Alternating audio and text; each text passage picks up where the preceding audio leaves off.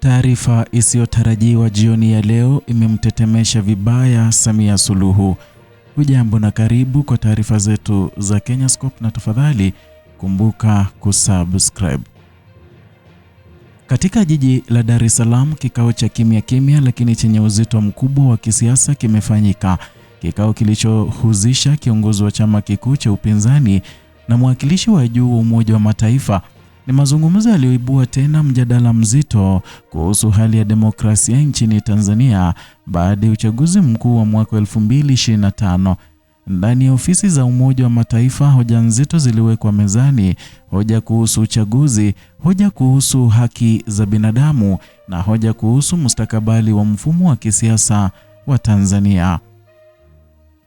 Katika mkutano huo, kiongozi wa chama cha ACT Wazalendo Dorothy Semu aliwasilisha kile chama chake kinachokitaja kuwa wasiwasi mkubwa kuhusu mwenendo wa kisiasa unaoendelea nchini Tanzania tangu kumalizika kwa uchaguzi mwaka wa jana Oktoba. Mkutano huo ulifanyika Jumanne Machi tarehe 10 mwaka 2026 katika ofisi za ubalozi wa Umoja wa Mataifa jijini Dar es Salaam. Upande wa ACT Wazalendo uliwakilishwa na kiongozi wa chama hicho Dorothy Semu akiongozana na katibu wa idara ya mambo ya nje na ushirikiano wa kimataifa wa chama hicho, wakili Mwanaisha Mdele. Upande wa Umoja wa Mataifa uliwakilishwa na mwakilishi maalum wa katibu mkuu wa Umoja wa Mataifa katika Umoja wa Afrika Parfait Onanga Anyanga. Mkutano huo ulikuwa na lengo la kujadili hali ya kisiasa nchini Tanzania baada ya uchaguzi uliopita pamoja na matukio yaliyoripotiwa kufuatia siku za baada ya uchaguzi. Kwa mujibu wa taarifa ya chama hicho iliyotolewa kwa umma, mazungumzo hayo yaliweka mezani hoja kadhaa ambazo ACT Wazalendo linaona zina umuhimu mkubwa kwa mustakabali wa demokrasia nchini. Katika mazungumzo hayo, kiongozi wa ACT Wazalendo aliwasilisha wasiwasi wa chama chake kuhusu kile kinachotajwa kuwa mwenendo usioridhisha wa mazingira ya kisiasa nchini. Wasiwasi huu unahusishwa moja kwa moja na matukio yaliyoripotiwa wakati na baada ya uchaguzi mkuu wa Oktoba mwaka 2025.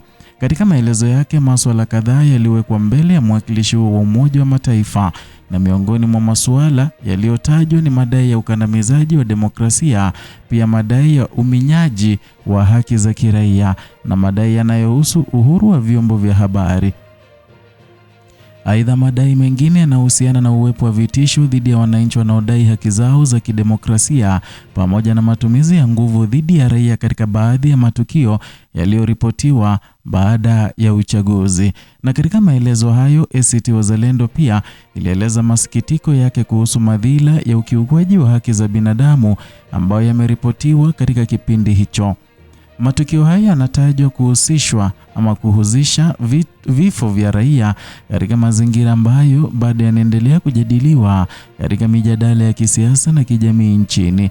Kwa chama hicho, matukio haya yameacha maumivu makubwa kwa familia za waathirika pamoja na jamii kwa ujumla. Moja ya hoja kubwa iliyojadiliwa katika mkutano huo ni kuhusu tume ya uchaguzi iliyoundwa kufuatia matukio ya uvunjifu wa amani yaliyotokea tarehe 29 Oktoba mwaka jana na siku zilizofuata. Tume hiyo iliundwa kwa rais wa Jamhuri ya Muungano wa Tanzania na inaongozwa na Jaji Mkuu mstaafu Mohamed Chande Othman. Hata hivyo, ACT Wazalendo ina msimamo tofauti kuhusu uhalali wa tume hiyo, na katika mazungumzo na mwakilishi wa Umoja wa Mataifa, chama hicho kilisisitiza kutotambua tume hiyo. Hoja kuu iliyotolewa ni kwamba serikali inatajwa kama moja ya pande zinazohusishwa na tuhuma zinazochunguzwa. Kwa mantiki hiyo, chama hicho kinaona umuhimu wa kuwepo kwa chombo cha uchunguzi ambacho kitakuwa huru zaidi. Chombo hicho kinapendekezwa kuwa na kimataifa au chenye ushirikishwaji mpana ili kuimarisha uaminifu wa uchunguzi. Pendekezo hilo linaelekezwa katika kuhakikisha ukweli wa matukio unawekwa wazi na hatua stahiki zinachukuliwa pale ambapo kutabainika kuwapo kwa ukiukwaji wa sheria. Na katika mazungumzo hayo, wito maalum uliwasilishwa kwa ofisi ya Umoja wa Mataifa. Wito huo unahusisha umuhimu wa jumuiya ya kimataifa kufuatilia kwa karibu hali ya kisiasa na kidemokrasia nchini Tanzania. Na kwa mtazamo wa ACT Wazalendo, ushiriki wa jumuiya ya kimataifa unaweza kusaidia kusukuma mbele mchakato wa uwajibikaji ambao unaonekana kuwa muhimu katika kurejesha imani ya wananchi kwa mifumo ya kisiasa na kisheria. Kwa chama hicho kurejesha imani ya wananchi katika taasisi za dola ni hatua muhimu katika kulinda amani na utengamano wa taifa. Mbali na masuala ya uchunguzi wa matukio ya baada ya uchaguzi, mjadala pia uliangazia mustakabali wa mfumo wa kisiasa nchini. Katika eneo hilo, ACT Wazalendo imeendelea kusisitiza msimamo wake kuhusu mageuzi ya kisiasa. Chama hicho kinaona kuwa suluhisho la kudumu kwa changamoto za kisiasa nchini linahitaji mabadiliko ya msingi katika mfumo wa kisiasa na kikatiba. Moja ya mapendekezo makuu ni kuharakishwa kwa mchakato wa kupata katiba mpya na katiba ambayo itaimarisha misingi ya demokrasia, uwajibikaji na usawa wa kisiasa.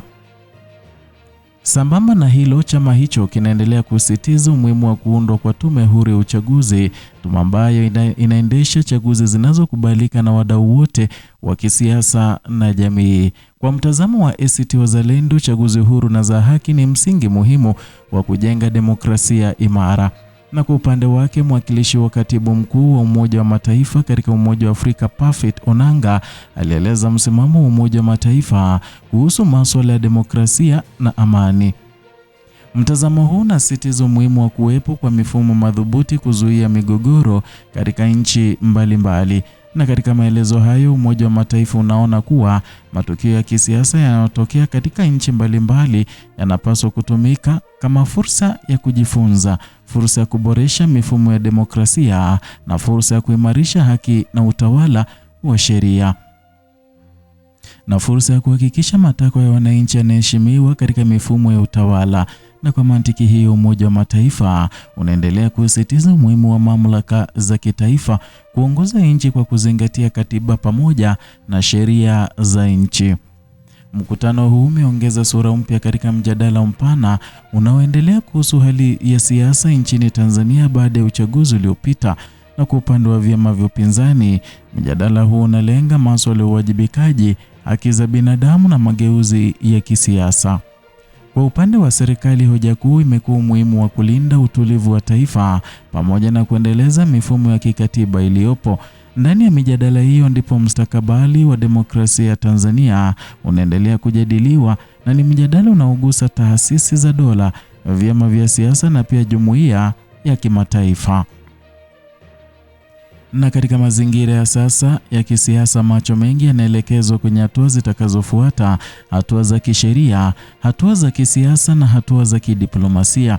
Pia mjadala kuhusu katiba mpya na mageuzi ya uchaguzi unaendelea kupata uzito katika majukwaa ya kisiasa. Wadau wa siasa, wanaharakati na wachambuzi wa masuala ya utawala wanatazama kwa karibu maendeleo ya mijadala hiyo, na kwa sababu katika historia ya mataifa mengi mageuzi ya kisiasa mara nyingi huanza kupitia mijadala kama hii. Na katika siasa za kisiasa ama za kisasa, mikutano ya aina hii huwa zaidi ya mazungumzo ya kawaida. Ni ishara ya mvutano wa mawazo, ni ishara ya mijadala ya demokrasia, na vilevile ni wakati mwingine ni mwanzo wa mabadiliko makubwa ya kisiasa.